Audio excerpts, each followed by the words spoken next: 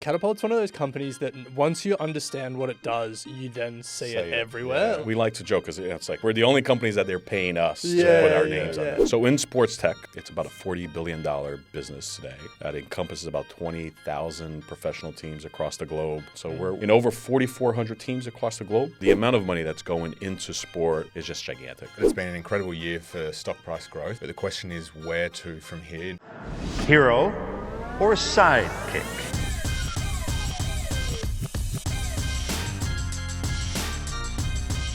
Welcome to Sidekick. I'm Bryce and I'm here with my regular co-host and trusty sidekick, Ren.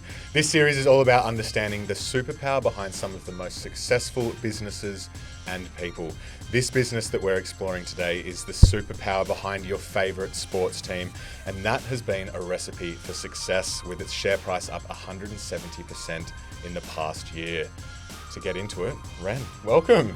Good to be here, Bryce. And today we are joined all the way from Boston by the CEO and Managing Director of Catapult Group International, Will Lopes. Welcome to Sidekick. Thank you. Thanks for having me.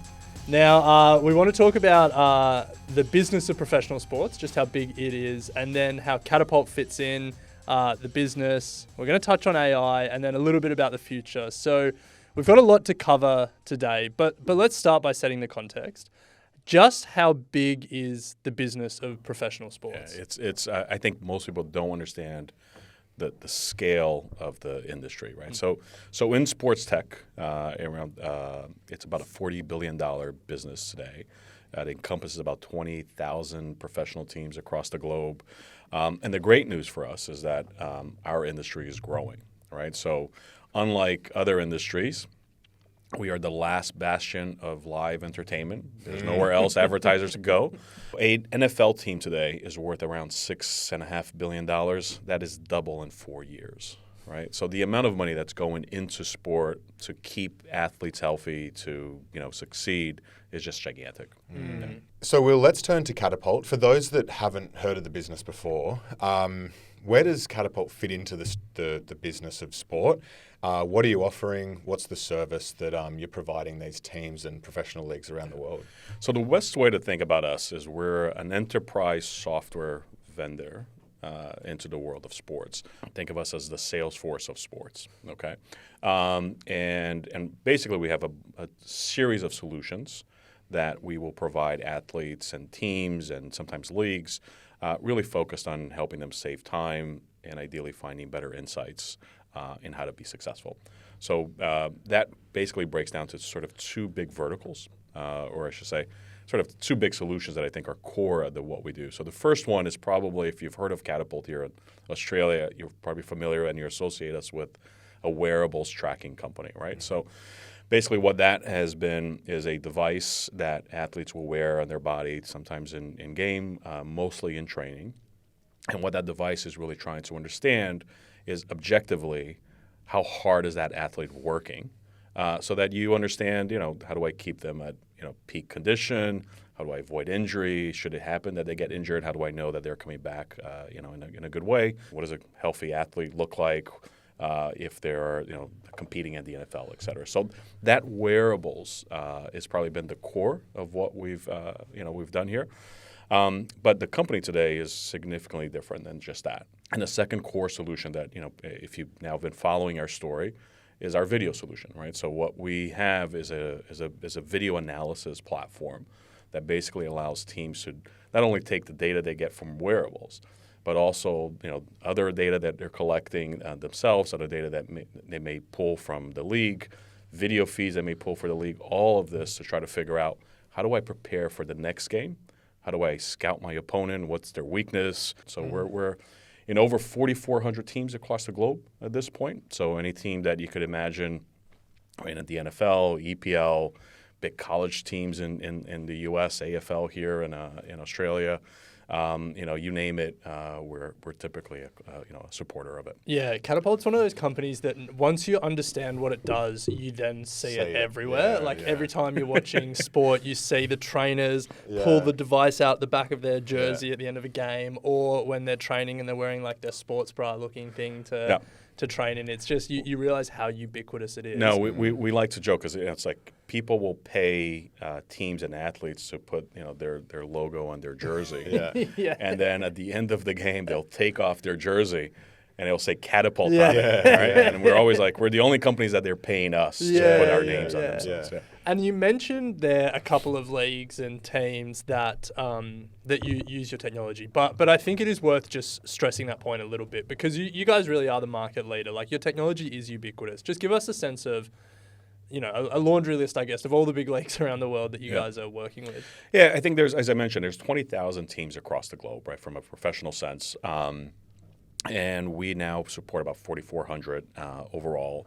And, EPL teams, Bundesliga, national federation teams, men's and women's, right? So, you will have, we just recently signed the Brazil soccer team, which, as a Brazilian, it was a big whale for me, right? Yeah. We were chasing that. We'll have Olympics teams. So I think in the last Olympics, we had over 40 teams that we were supporting through it. Half of the teams playing in the World Cup were clients. NBA teams, NCAA, college sports, both basketball, American football. So it's become really big business. Having said all that, we are ubiquitous, and I think you see us all the time. But the reality is it's still early days for us. And so I think, when we are selling, typically our biggest competition in the market is a lack of information of how to use the technology. It's not that we're going in and somebody else is using, is there, particularly in the wearable space. It's typically, we're going to teach them how to look at that data set, how to understand how to manage a workload, how to understand how to take that data and improve training sessions, right? So while we're excited that, you'll see us in, from Morocco to Brazil to Europe, there's still a long way to go. Yeah. On that, is there a professional team that you use as like the gold standard when you're trying to sell the product to a new sport? Is like, this is how end to end you can use our products? Yeah, I don't know if there's one team. I think what we tend to do is we'll have when we go into a league or we go into a region, we'll typically work with one or two teams that they become our lighthouse, right? We'll point to them and say, look, they're beating. They're winning, right? Yeah. And typically they will be teams that are quite successul, right? So I'll give you two examples. When we went into college American football, we started with Alabama, and Nick Saban, who if you follow anything about American football, was really sort of the god of college sport. Once he understood that he could use our technology to keep the best players on the field every week, like he was sold, and then the technology went deep, right? It went from the freshmen, how they recruited. Another team, I'll give you an example. When we went into Germany in the Bundesliga, that was Bayern Munich, right? And you've chosen two teams that had a big history of winning before Catapult as well. Well, they probably have a big history of winning because they tend to look for their advantages. How do they look at technology to drive them forward? And these are teams that people will pay attention to, right? We went recently to Leeds United. There's a team, there we go. Right? Who was in the UK? They've been relegated. But they're back, right? And we think it's because of us, right? So there's quite a few of them that I think we'll use as lighthouse accounts. But I would say the teams that we point to, typically we do a couple of things that I think really embrace the tech. So the first is that obviously it's about training the athlete to the peak condition. But most importantly is actually ensuring that they're training in the off season and they're training appropriately. Right? They're paying attention sort of these much longer points of view. They're using it for recruiting purpose, and I think once they embrace objective data at the end of the day, then I think you start to see them sort of be successful. It is fascinating just the breadth of sports that you work with because broadly defined sport is where you play, but like skiing is very different to tennis, is very different to NFL. And one sport that you haven't mentioned, but you have a product suite that caters to it, is motorsport, and in particular Formula One. It's again like a completely different. Yeah, about 4 years ago, we acquired a company out of London that had basically created this amazing platform, and the platform has become the the anchor of how we present information to our clients, essentially, right? What they were doing at the time, and then we've taken this into other sports and even more motorsports, but what they had built was essentially sort of like a predictive engine to some degree that was capturing about 1,000 different telemetry points of the Formula One car per millisecond, pulling that in, mixing that up with about 160 different live video feeds in the track, then pulling data around weather patterns, track temperature, et cetera. And at any given weekend, they were doing about 2 million predictions of the outcome of the race. Wow. Right? So as an analyst, you could sit there and say, well, if I pull in Hamilton now and change their tires, what's the odds that he's going to be at the end of the race successful, given all the other conditions on the track at this moment, right? So it was really sophisticated stuff. So when we saw that, we thought, one, great tech. The Formula One easily is by far the most data-forward sort of sport in the world. We could bring that in other motorsport leagues. But two, this could become the core platform because we're not going to just measure one thing out of the athlete, right? The future of the tech is going to measure lots of things from the athlete. And they've already solved that problem, right? They've solved the problem of connecting, data, video, and start to predict some outcome at the end of the day. Yeah. Wow. Now I'm just imagining it to be the greatest sports betting tool of all time. We try to avoid the betting bit. I guess this, probably the last question on the product, then we'll get to sort of where you want to go. Just in the life of the week of a professional sports team, from playing a game, recovery, to training, scouting the opponent, and then playing the next game.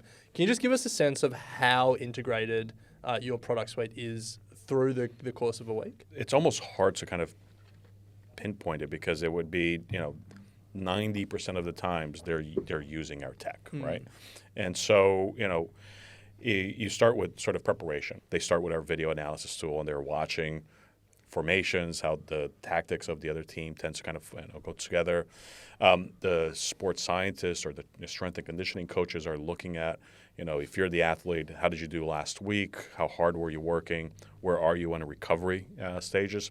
So they're also writing, this is sort of the training type of program we're going to have this week. And all of that is now going to come together with the head coaches. They're going to say, okay, this is what we need to recreate, right, from a game day sort of scenario. Who can I put on the field and when, right? And how hard can I work them on Monday, Tuesday, Wednesday, because it's going to change. So the tech at that point is now creating the training session. It's also creating the recreated scenarios you're going to do, and then on Tuesday, Wednesdays, and Thursdays, you're basically following all of that and reviewing, well, how are we doing? So pretty much through the entire week, if you use soccer as an example, on game day, I know, maybe this was a really hard training week. I can't carry my star past the 70th minute because, typically the soft tissue injuries, which is the most prevalent in sport, is typically done for overtraining. That's, and so that's what they're adjusting along the way. In some sports, it's also playing a role on the broadcast, right? So, for example, you watch an AFL game down here, you'll see the Telstra tracker, right? Yeah. It'll say how long they've run. Is that you guys? That's all us, right? We're behind that, sprint right? speeds. Right, and sprint speed. Telstra have just slapped their logo on it. So we want to turn to artificial intelligence because you can't have an investing conversation in 2024 without mentioning it. But I think something that we've heard a lot doing this podcast and making a bunch of content this year is the companies with really unique data sets are going to be the really interesting AI plays. And hearing you talk about the data that you're collecting, it's unique, it's differentiated, it's it can go to a really valuable outcome, which is winning professional sports where there's millions or billions of dollars on the line. So talk to us about how you're thinking about artificial intelligence and if there's any product integrations you've already made in that space. I don't even know what AI is. I never heard of it. I think to us there's sort of a couple of things that I think it plays into the role. And I'll tell you probably where it's most exciting. But I'll start with the least exciting stuff first, right? So the least exciting stuff first is probably what a lot of the companies are are doing, right? So there's how do we lower a lot of the cost of the things we do today? One of the things we launched earlier this year, Formula One is a good example, had real hard times doing track limits. And if you ever watch a race, every once in a while they'll put a flag and say somebody violated track limits, but it's going to take 4 hours before they actually say they did or didn't violate track limits. And so today, they use our AI and track limits across all of Formula One. And we went from, I think it was like 4 hours on average, sort of like to officiate. I think we're down now to like less than 10 seconds. It's pretty, and like you'll see it, you'll see, for example, in qualifying, how fast now people have their lap deleted. That's us, right? Yeah, so that's our AI sort of playing on it. I think to your other point, the data set that we have is incredibly rich, right? And so there's the two things we're really chasing. First is how do you actually help the least sophisticated teams understand, how hard a training session was, but more importantly, what do you do with that information the next day? How do you actually get the coach to just say, tell me, I did this training today, what should I do tomorrow, right? And if the AI could then pull all of this data as well as sort of seasonal data, right? And say Bryce needs a rest tomorrow, and you probably can't run him too hard, and by the way, here's the 5 best training sessions you're going to sort of create. So can you actually have a sports science answer, but that's approachable to teams that don't have the staff? So I think that becomes exciting. But probably the most exciting thing that I think we're looking at is really how do you start to predict more and more outcome? This is what an academy player is looking like, and that academy player has all the makings right now if you put these variables in front of them to be the next Pele, right? Like, how do you do that? That, I think, it starts to get really exciting. How do you start to give information back to the coaching staff to make decisions much faster, right? So you could say, an example I use all the time is if I could tell an American football coach that, hey, this player, based on how many runs he's done up to now in the game, how many sessions they've had, no matter how much you pass the ball to him, he's going to miss. But if I could start to give him like percentage of success in front of them, and they could start to make a decision on it, then I think AI starts to play a phenomenal role. Do you think it'll fundamentally lead to a change in the makeup of like a coaching panel? If you're not required to have 5 people to bounce ideas off because you're trying to predict that yourself, it's just one guy getting fed all of these outcomes and being told what to do. Take it a step further. Will there ever be an AI head coach? Yeah, where it's just someone. People ask me all the time. I don't think so. I actually don't. I think what ends up happening is you get specialization, right? So if you think about the sort of the workflow of almost anything that's associated with data, the gigantic part of your workflow is actually trying to figure out what is the correlated points that matter, right?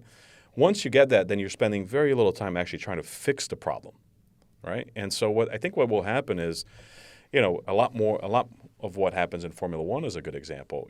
In 10 years ago, most teams would have one analyst in a Formula One team, all right? And they typically sat there with an Excel spreadsheet, looking at the lap times and trying to make some calculations.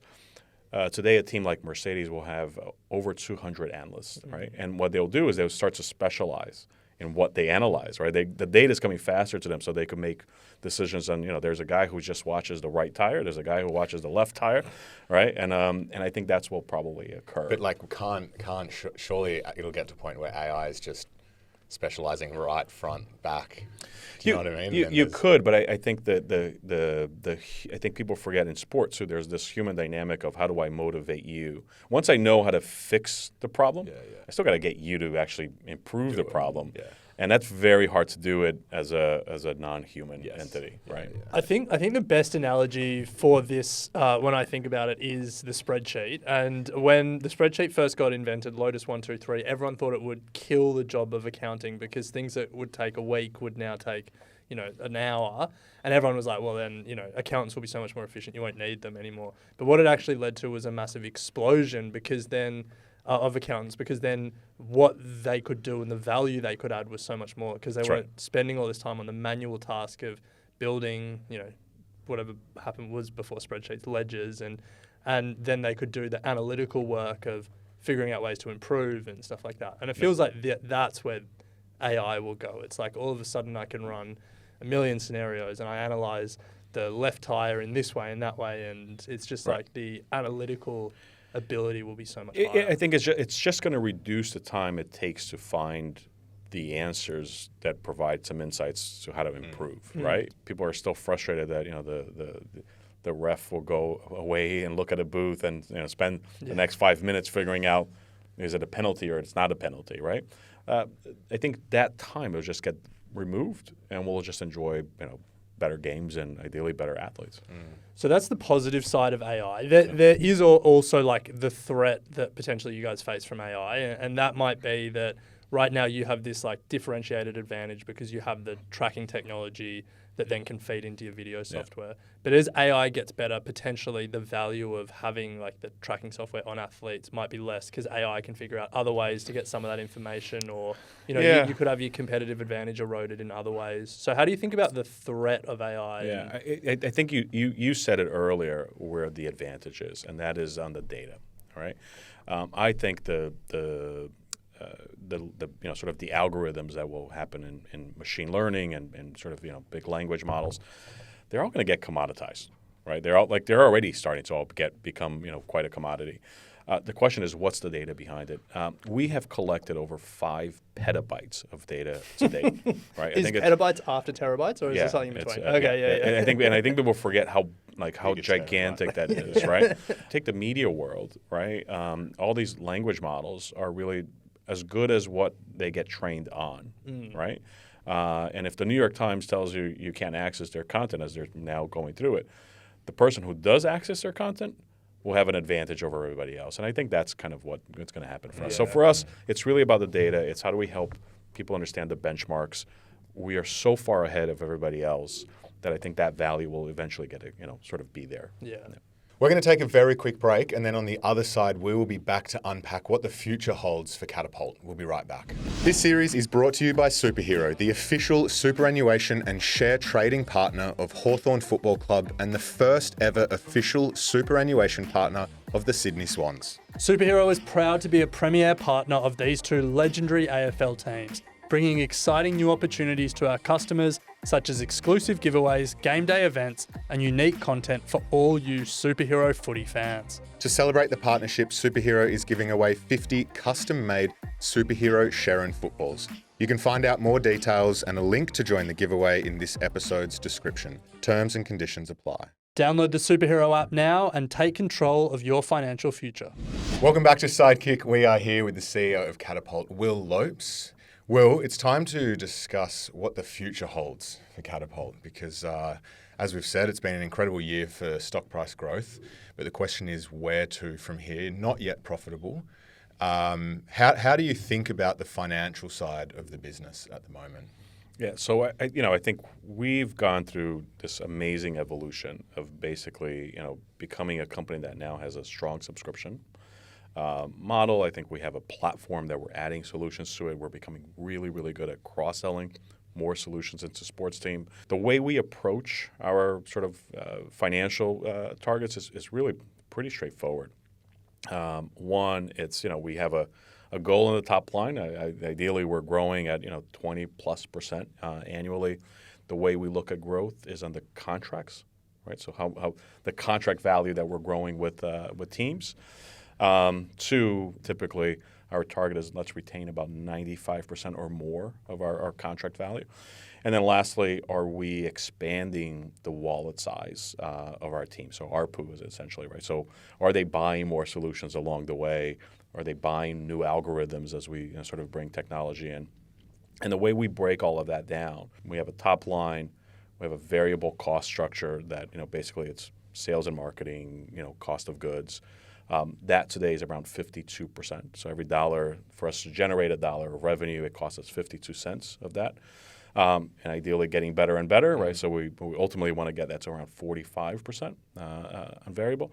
And then our fixed cost structure We did a ton of investment about 3 years ago into the business. I was very unpopular as a CEO here. The board, I think understood what we were trying to build. They understood that we were going to get to a point where, all of this investment basically would start to actually show a bunch of productivity at the end of it. So it's been about now 2 years where we're starting to see that sort of play itself out. And that means that our fixed cost can support our business at scale, at real scale. And it will just, rise, the absolute value of that dollar will rise maybe 5 to 7%. So that was a long-winded answer to basically answer this. We pride ourselves on the rule of 40 internally. And so for those of you who don't understand, the rule of 40 is basically if you add the growth rate of the company and the profit margin of the company, it should basically give you 40+%. We are now around 30, so we're growing at 20. We're keeping 10% of profit margin. The incremental dollars we add today is already keeping 75% of the profit margin, so we're doing incredibly well from the increment side.